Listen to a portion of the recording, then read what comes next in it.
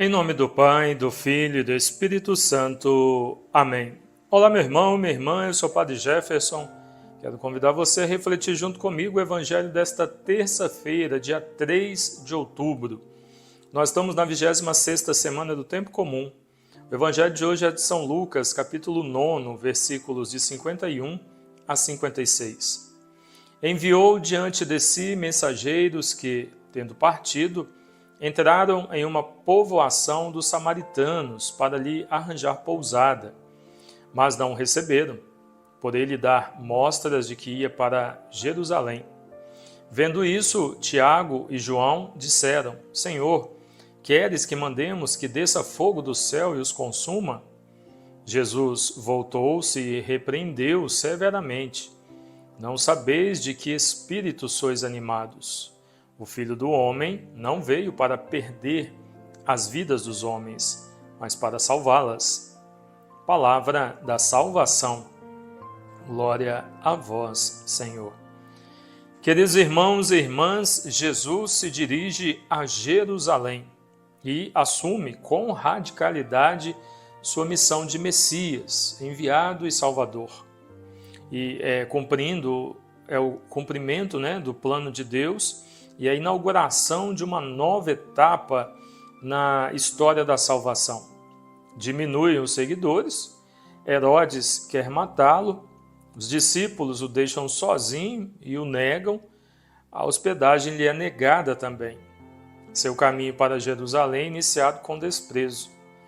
Os discípulos querem partir para a violência, enquanto os discípulos pensam em um messianismo espetacular. Jesus reafirma sua missão de salvar vidas e seu sentimento é de misericórdia. Seu messianismo é de entrega, renúncia, dor e sofrimento. Momentos de sofrimento podem preceder a libertação, assim como a noite escura precede a chegada da aurora, coisa que nós muitas vezes não entendemos, Às vezes pedimos que Deus nos livre do sofrimento, que Deus não nos permita o sofrimento e nos esquecemos do que Jesus passou, Jesus, para alcançar a glória, sofreu e sofreu muito, como todos nós sabemos. E muitas vezes, muitos de nós querem alcançar a glória sem passar pela via crucis. Então, momentos de sofrimento podem preceder a libertação. E é no sofrimento que nós crescemos, Quantas pessoas que buscam a Deus quando sofrem? Porque quando estavam com tudo tranquilo na sua vida, não tinha dificuldade, não tinha sofrimentos, sequer lembrava de Deus. Aquele ditado que diz, que quem não busca a Deus por amor vai buscar a Deus pela dor. Então, nós crescemos, nós amadurecemos com as situações difíceis da vida. Quando nós precisamos nos virar, quando a gente precisa providenciar, precisa trabalhar, precisa descruzar os braços, precisa fazer a vida acontecer, a gente cresce com isso, aprende, amadurece e se aproxima de Deus. Se tudo fosse de mão beijada, se a vida fosse um marasmo, se fosse tudo muito tranquilo, a vida muito cômoda, nós não nos aproximaríamos de Deus e aí a vida e o mundo, seria muito pior do que como está neste momento. Então a oração correta não é pedir a Deus para nos livrar, o que não nos aconteça, é pedir a Deus que nos dê forças para nós conseguirmos enfrentar, resolver os problemas e continuar.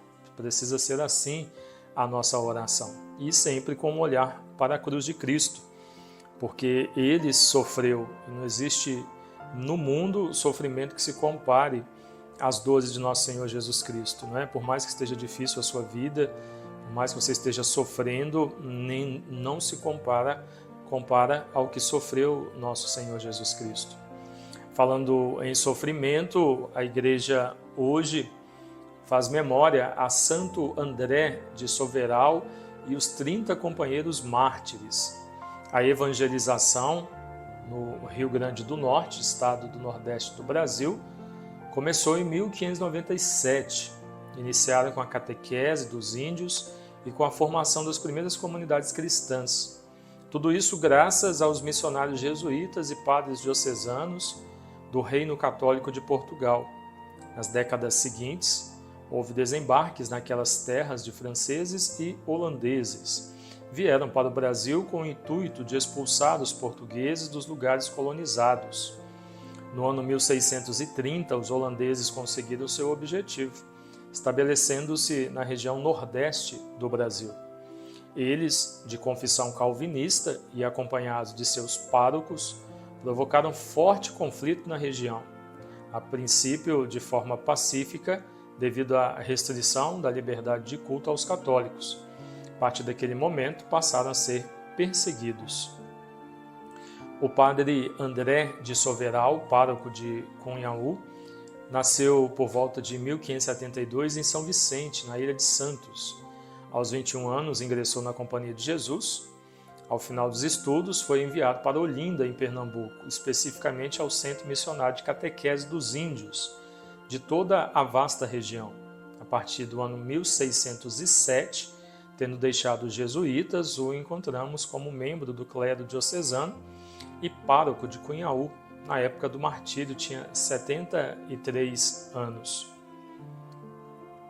Ao celebrarmos nesta terça-feira, ouvindo esta mensagem do Evangelho, onde nós entendemos ou somos convidados a entender, que o sofrimento na nossa vida, muitas vezes ele é necessário, ao olhar a vida de Santo André de Soveral e seus companheiros mártires e de tantos mártires da nossa igreja que sofreram por causa do Evangelho, que deram sua vida por causa de nosso Senhor Jesus Cristo, que nos sintamos encorajados para enfrentar as dificuldades que temos à nossa frente, talvez a que você já está passando, suportar e resolver os problemas. Deus nunca dá uma missão para nós se nós não temos condições de cumpri-la.